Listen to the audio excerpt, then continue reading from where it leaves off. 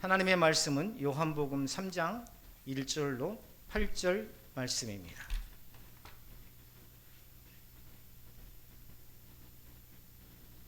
요한복음 3장 1절로 8절입니다.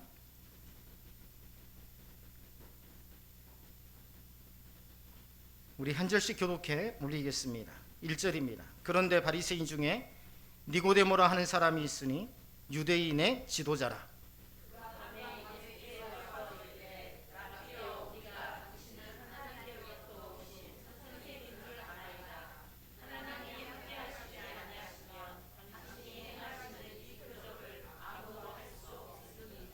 예수께서 대답하여 이르시되 진실로 진실로 내게 이르노니 사람이 거듭나지 아니하면 하나님의 나라를 볼 수 없느니라.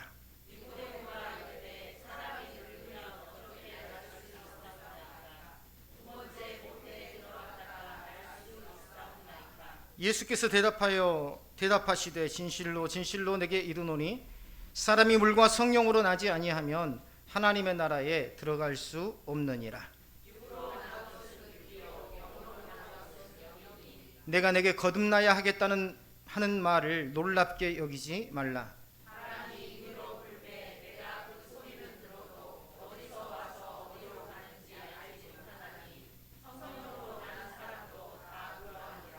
니고데모가 8절까지죠. 8절까지 보았습니다.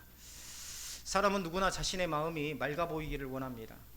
흠이 없어 보이고 정돈되어 있으며 타인의 시선 앞에서도 크게 문제될 것이 없는 상태로 자신을 유지하고 싶어 하죠.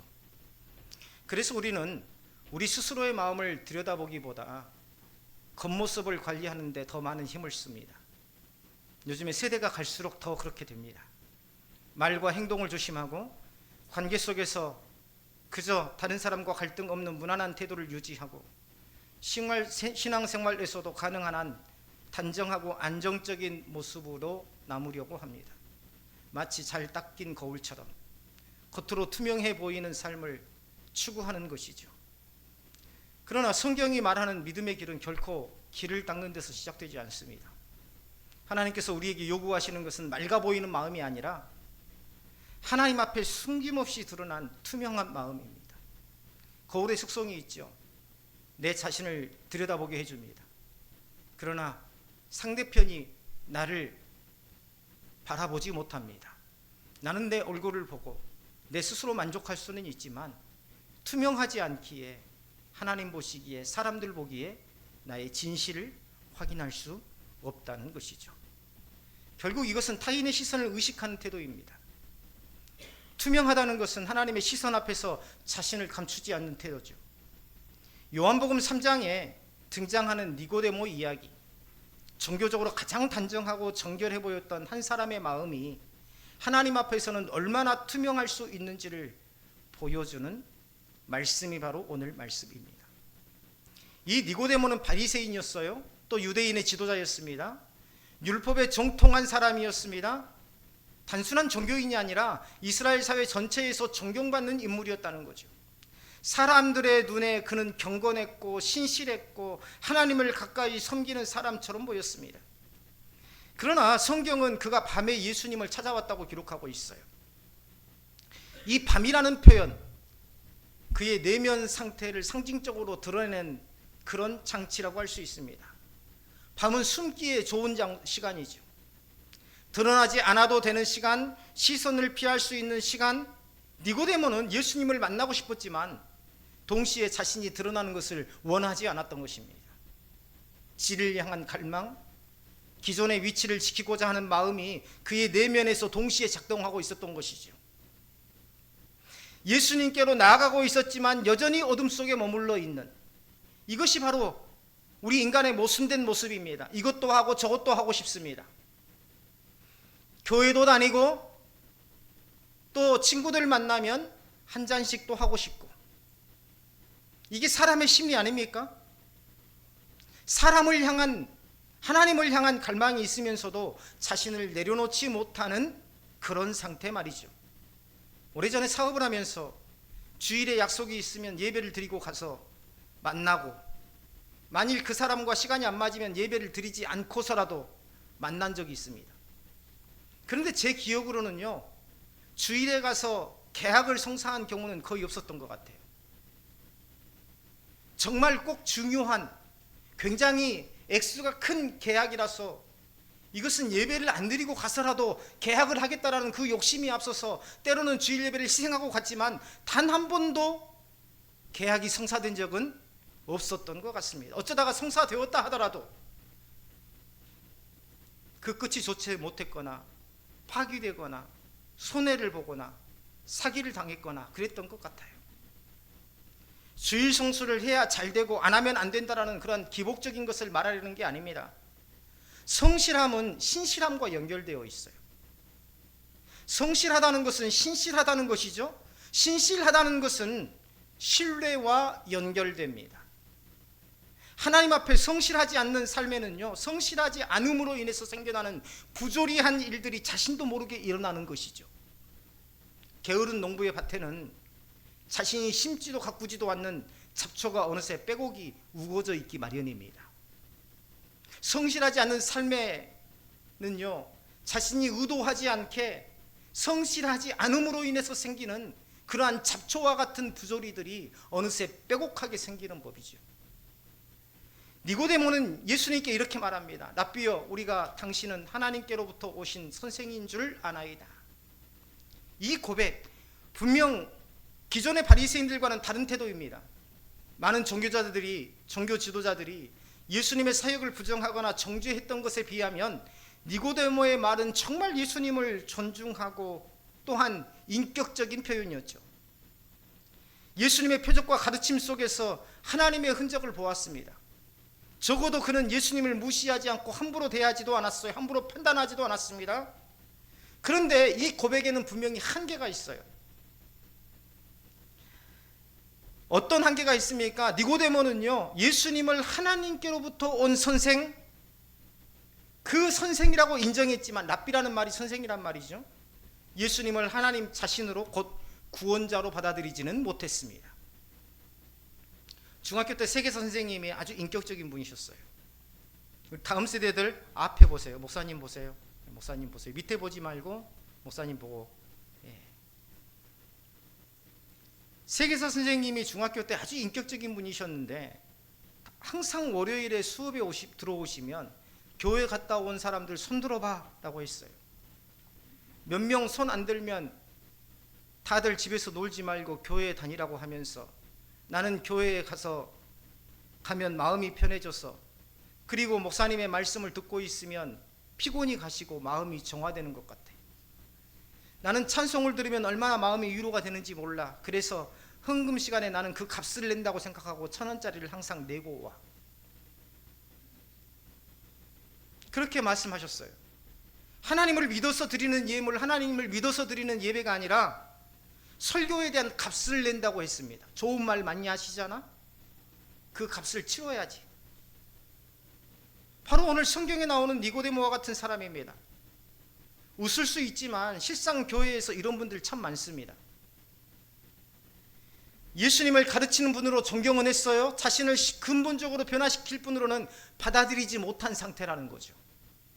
예수님을 선생으로 인정했지만 예수님이 내 삶을 변화시킬 존재라는 것을 인정하지 못하고 받아들이지 못한 상태. 그의 믿음은 지식의 영역에 머물러 있고 전인격적인 신뢰로 나아가지 못하고 있었습니다. 니고데모는 예수님을 이해하려고 했지만 예수님께 자신을 맡기지는 않았습니다. 예수님께서는 이러한 니고데모의 상태를 단번에 꿰뚫어 보십니다. 그리고 니고데모가 기대했던 방식과는 전혀 다른 말씀으로 대화를 시작하시죠. 예수님은 그의 질문에 직접 답하지 않으시고 오히려 그의 가치관 자체를 흔드는 말씀을 합니다.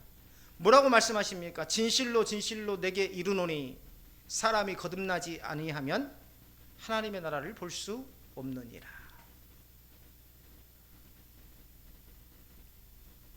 이 말씀은요, 니고데모에게는 상당히 충격적인 말이었을 겁니다. 왜냐하면 지금 니고데모는요, 자신이 누리고 있는 것을 내려놓지 않고 자기도 지키고 싶어하고 또 변하지 않으려고 그 자리에 서 있으면서 예수님에게 나와왔기 때문이죠. 교회에 나와서 예배는 참석하지만 정작 자기 자신은 내려놓지 못하면서 앉아있는 거예요. 마치 감독처럼 저것은 내가 할 수 없어, 저 말씀은 나는 받아들일 수 없어, 저 말씀은 내게 조금 위로가 되네 하면서 말이죠. 진실로 진실로 내게 이르노니 사람이 거듭나지 아니하면 하나님의 나라를 볼 수 없느니라. 이 말씀은요, 니고데모가 가지고 있다고 생각하는 모든 종교적 자산, 즉 유대인으로서의 지도자, 율법 교사, 바리새인이라는 출신과 배경, 이러한 모든 것을 다 무너뜨리는 말씀이었습니다. 니고데모가 자신이 절대 양보할 수 없다고 생각했던 자신만의 자산, 유대인의 지도자요, 율법 교사요, 내가 서울대 출신이라는 바리새인이라는 그러한 스펙, 이게 바로 니고데모의 자산 아니었습니까? 그런데 예수님께서는 그것을 완전히 무력화시키는 말씀을 하십니다.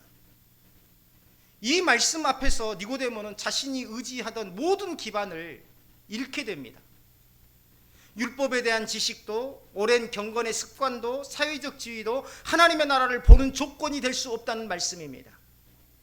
예수님께서 니고데모에게 조금 더 잘하면 돼, 이렇게 말씀하지 않으십니다. 지금까지의 것을 보완하면 돼, 이렇게 말씀하지 않으십니다. 너는 율법교사니까, 너는 바리새인 좋은 학교를 나왔으니까 너는 잘 이해할 거야, 너는 잘 깨달을 거야, 너는 율법을 가르치는 선생이고 너는 유대인의 지도자니까 무엇보다도 너는 삶에서 열심히 말씀을 실천해야 돼, 이런 말씀 안 하십니다. 어떤 말씀 하십니까? 처음부터 다시 시작하라는 거예요. 처음부터. 오늘 우리는요, 처음부터 다시 시작하는 날이 되어야 됩니다. 교회에 와서 처음 와서 새신자로서 다시 시작하는 날, 이게 바로 오늘 주님께서 우리에게 주신 명령입니다. 이게 바로 복음의 급진성이라고 해요. 목회자들 중에서도 보면요, 처음부터 물질을 내려놓지 못한 사람은 목회자로서의 삶 내내 물질에 매여서 살아가는 것을 볼 수 있습니다. 믿음 생활을 하면서 자신의 가치관을 한 번도 내려놓지 않는 사람은 끝까지 자신의 가치관 안에서 믿음 생활을 하려고 합니다. 이런 말씀 드려서 죄송하지만 목회자들이 보통 일반적으로 자기 사례금의 50%를 헌금을 합니다. 예물을 드립니다. 저 같은 경우에는 한 70% 정도 되는 것 같아요.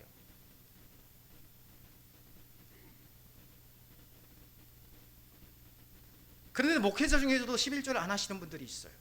왜 그렇습니까? 한 번 내려놓지 않으면 이거 내려놓지 못하는 겁니다. 끝까지.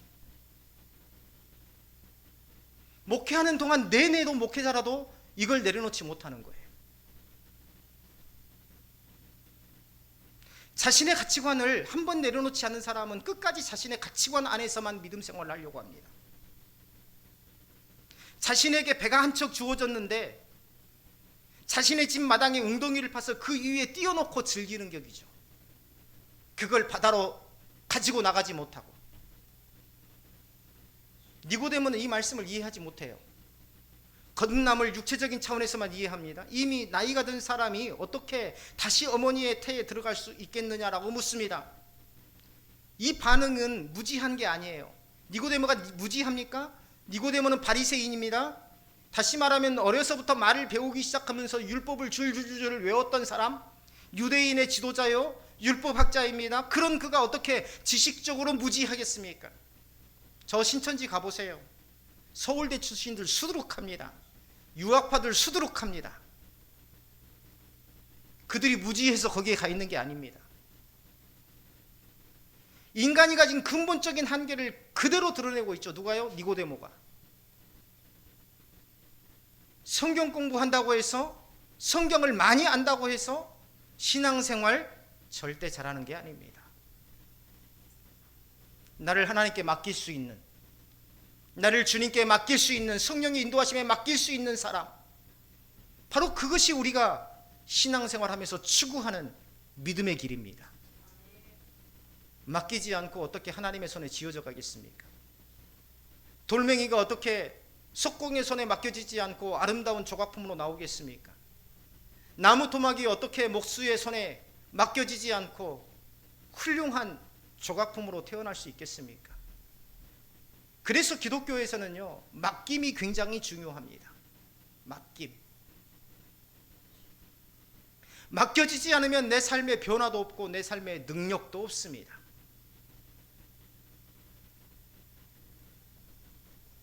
지금 니고데모는 자신의 가진 한계를 그대로 드러내죠. 타락한 인간은요, 언제나 하나님의 말씀을 자기 이해의 틀 안에서 가두려고 합니다. 영적인 실체를 물리적 경험으로 설명하려고 하고, 하나님의 초월적인 역사를 인간의 가능성 안에서 설명하려고 합니다. 니고데모는 이스라엘의 선생님이었어요. 성령의 역사에 대해서는 전혀 알지 못하고 있었습니다. 지식을 많이 가졌지만 성령의 역사에 대해서는 전혀 알지 못하고 있었다. 오늘 아마 우리 공동체 안에서도 있을지 모르겠습니다. 수십 년간 신앙생활을 했지만 성령의 역사, 성령의 임재에 대해서는 단 한 번도 경험해 보지 못한 분들, 성경이 증언하는 하나님의 구원 방식에 대해서는 실제로 경험하지 못하고 있었던 것이죠. 이건 오늘날에도 반복됩니다. 말씀은 오래 접했지만 여전히 말씀을 통해서 자신이 해체되는 경험은 하지 못한 상태.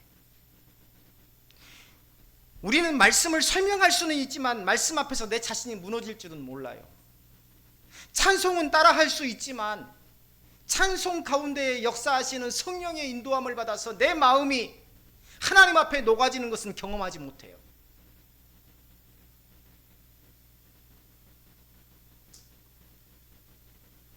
멜로디에 맞춰서, 리듬에 맞춰서 찬송은 아름다운 소리로 잘 하지만, 그러나 내 목소리에서 나온 노래일 뿐, 찬송과 노래의 다른 점이 뭘까요?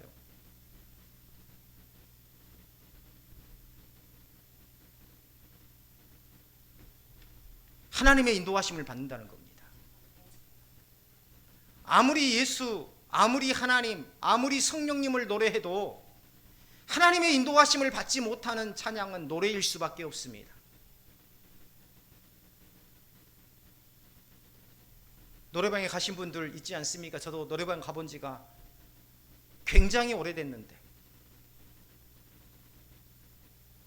기억도 안 납니다. 어디 갔다 왔는지. 그런데요, 노래방 가면요 얼마나 열정적으로 부릅니까? 그렇죠?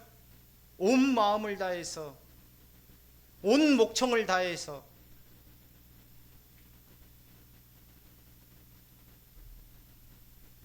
하나님의 인도하심, 성령의 인도하심을 받지 않는 기도, 성령의 인도하심을 받지 않는 찬양.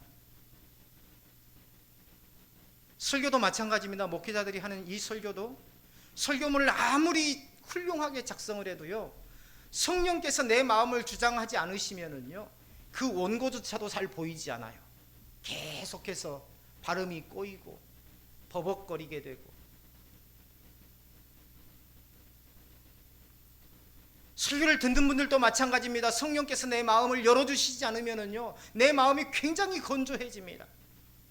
은혜가 아니라 지루해지고 따분해지고, 정말 꿀보다, 송이꿀보다 더 단 말씀이 아니라 언제 끝나나 라고 계속 밑에 보면서 시계만 보고 있고.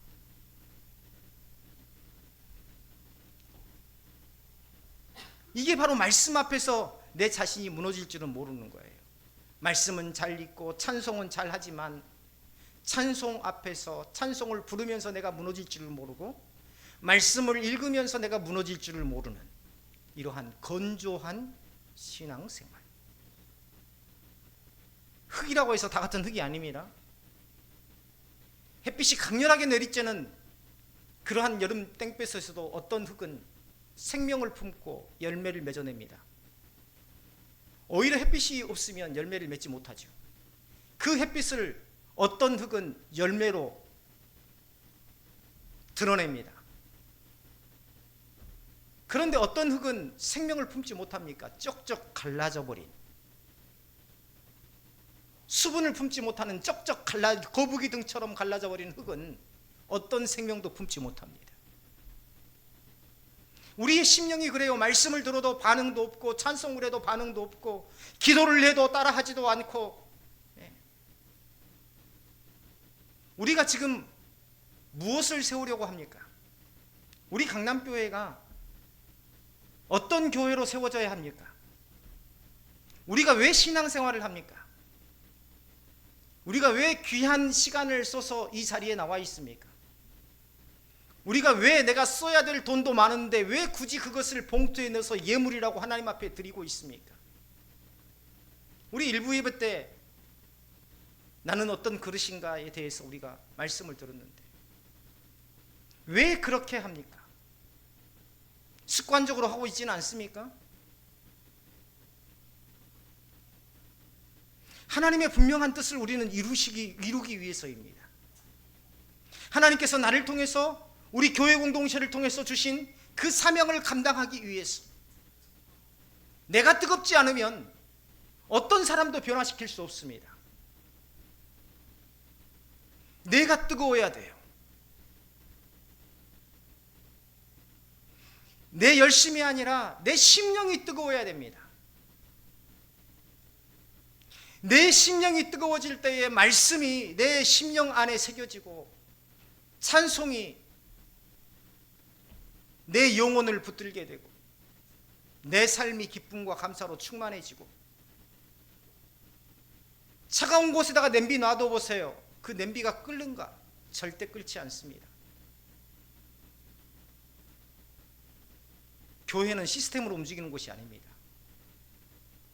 교회는 뜨거움으로 움직이는 곳입니다. 좋은 교회는 좋은 사람을 만들어 내기도 하지만, 좋은 교회가 되기 위해서는요, 좋은 사람이 좋은 교회를 만들어야 합니다. 좋은 교회로 만들어지기까지 좋은 사람들이 좋은 교회를 만들어야 돼요. 그래야 그 좋은 교회에서 좋은 사람들이 또한 만들어지는 것입니다. 우리 교회처럼 작은 교회에서, 우리 교회처럼 시스템이 좋지 않는 교회에서, 우리 교회처럼 여건이 별로 좋지 않는 교회에서 그런 마음으로 절대 우리는 동역할 수 없고 교회를 세워갈 수 없습니다. 믿음에 충만한 사람, 차가운 얼음을 가져다 놔도 금방이라도 녹여버릴 수 있는 그런 뜨거운 열정,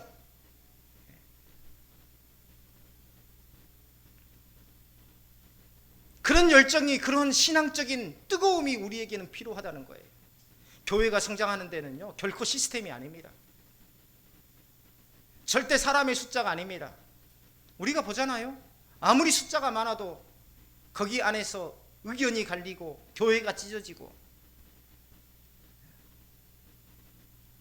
교회를 세워가고 교회를 부흥시키는 것은 나의 뜨거움입니다. 나의 뜨거움. 그래야 내 삶을 통해서 뭔가가 변화되는 사람이 생기고, 내 삶을 통해서 뭔가 느끼는 사람이 생기고, 내 곁에 다가오고 싶어 하는 사람이 생기고, 그러는 것 아닙니까? 요즘에 차가운 겨울, 밖에 나가고 싶던가요? 나가고 싶지 않습니다. 왜 제가 예배 전에 그걸 지적했냐면, 누군가 나한테 그런 말씀을 하더라고요. 영상을 봤는데, 목사님 죄송한데요, 이게 예배인지 시장통인지 잘 모르겠네요. 하나님의 음성으로 들렸습니다.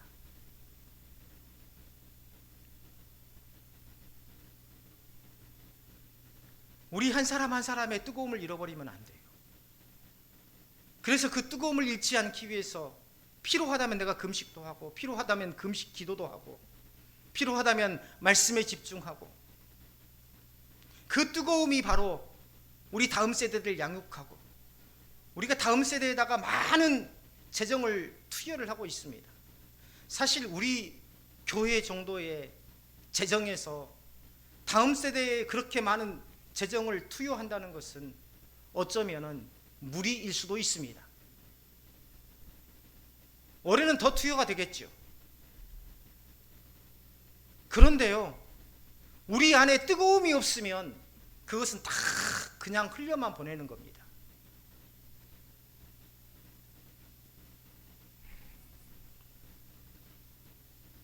그래서 예수님께서 지금 니고데모에게 말씀하신 거예요. 육으로 난 것은 육일 뿐. 우리가 뜨거움으로 하지 못하고 영으로 하지 못하고 믿음으로 하지 못하고 우리가 육체로 하는 것은 아무런 능력도 아무런 변화도 아무런 부흥의 역사도 일으킬 수 없다라는 것이죠. 인간은 인간을 낳을 수는 있지만 하나님을 낳을 수는 없습니다. 하나님의 자녀는 오직 하나님께서 낳으십니다. 저는 확신합니다. 이 자리에 계신 우리 모든 분들은 하나님께서 낳으신 분들이라고 말입니다. 개혁주의 신학에서 교리로 확립해 놓은 게 있어요. 인간은 전적으로 타락했고 스스로 하나님을 찾을 능력이 없다는 것입니다. 니고데모처럼 경건해 보이는 사람들조차 성령의 역사 없이는 하나님의 나라를 볼 수 없다. 여기서 니고데모만큼 스펙이 있는 사람이 있습니까? 바리새인이라고 하면 오늘날로 말하면 최고의 학부를 나온 사람입니다. 유대인의 지도자예요. 유대인의 지도자라고 하면 오늘 사회 계층으로는 국회의원이나 장관이나 도지사나 그런 사람들이 지도층입니다. 율법교사, 오늘날로 말하면 교수들입니다.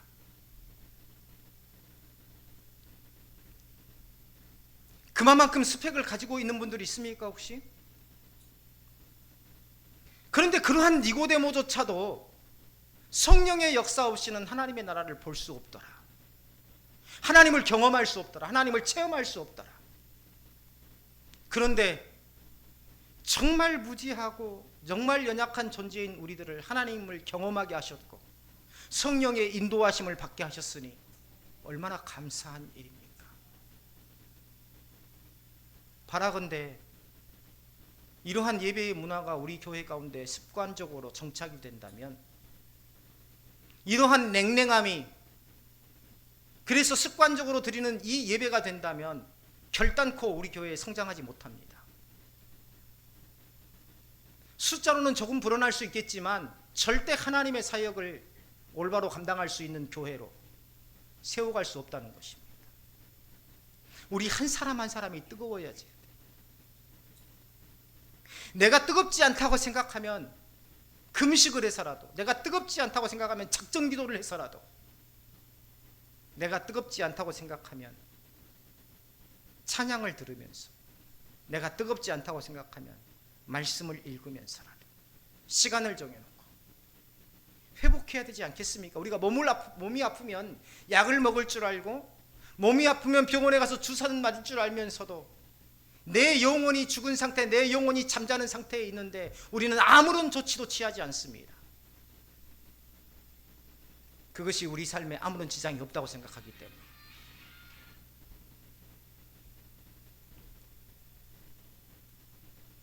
예수님께서 성령의 역사를 바람에 비유하십니다. 바람은 그 움직임을 눈으로 볼 수 없지만 그 소리와 흔적은 분명히 느낄 수 있습니다. 바람에 비유한 것은 성령이 제한받지 않는 자유로운 사역을 하고 계시다는 의미입니다. 성령께서 역사하실 때 우리 삶의 결과가 분명히 드러나는 법이죠.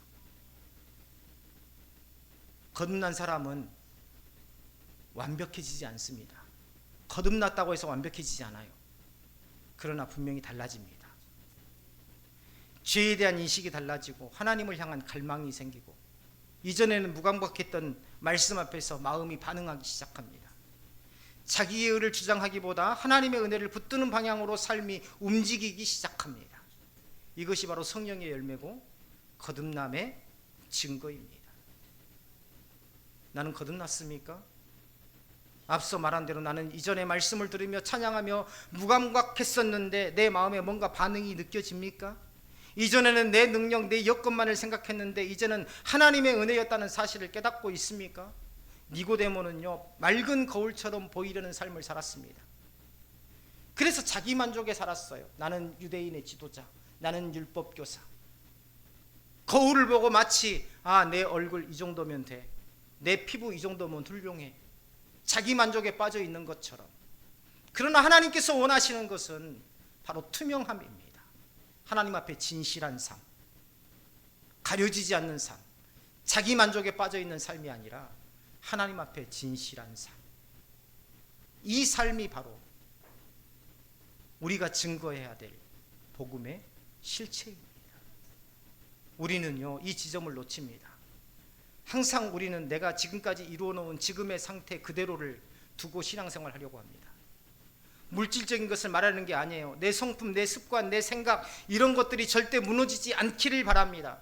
그런데 주님께서 말씀하시죠. 하나님의 나라를 바라보는 자는, 복음의 능력을 얻고자 하는 자는 이전의 모든 것을 내려놓고 처음부터 다시 시작하는 것이라고 말입니다. 내가 권사입니까? 내가 집사입니까? 내가 전도사, 내가 목사입니까? 직분, 오늘 이 시간 이후로 다 내려놓으시길 바랍니다. 나는 이제 주님을 처음 믿은 새신자입니다. 두렵고 떨린 마음으로 교회에 오시고, 두렵고 떨린 마음으로 예배를 드리시고, 두렵고 떨린 마음으로 말씀에 집중하시기를. 그래서 오늘날 니고데모와 같은 그러한 육으로 난 사람이 아니라 하나님께서 낳으신 진정으로 영의 사람으로, 성령의 인도함을 받는 사람으로, 거듭난 사람답게 믿음 생활에서, 믿음이, 저는 그걸 원합니다. 우리 강남교회가 몇 명 안 한 적이 있더라도, 몇 명 안 한 적이 있더라도 이 강남교회의 공동체에 속한 모든 동역자들 한 사람 한 사람을 통해서 이 지역사회에, 그 강남교회 어디가 달라도 그 교회는 다른 것 같아, 거기 다니는 성도들을 보면 정말 뭔가 다 설명할 수 없지만 뭔가 달라. 지역사회에 영향력을 끼칠 수 있는 사회. 우리가 전도를 해봤으니까 알지 않습니까? 우리가 아무리 전도지를 주고 아무리 주보를 주고 교회 좀 나와보세요, 우리 교회 달라요, 우리 교회 좋아요 이야기도 나오던가요? 안 나옵니다. 내 뜨거움이 전이가 되어야 됩니다. 내 뜨거움이 전달이 되어야 돼요. 내가 뜨겁지 않은데 어떻게 사람의 마음을 뜨겁게 할 수가 있겠습니까?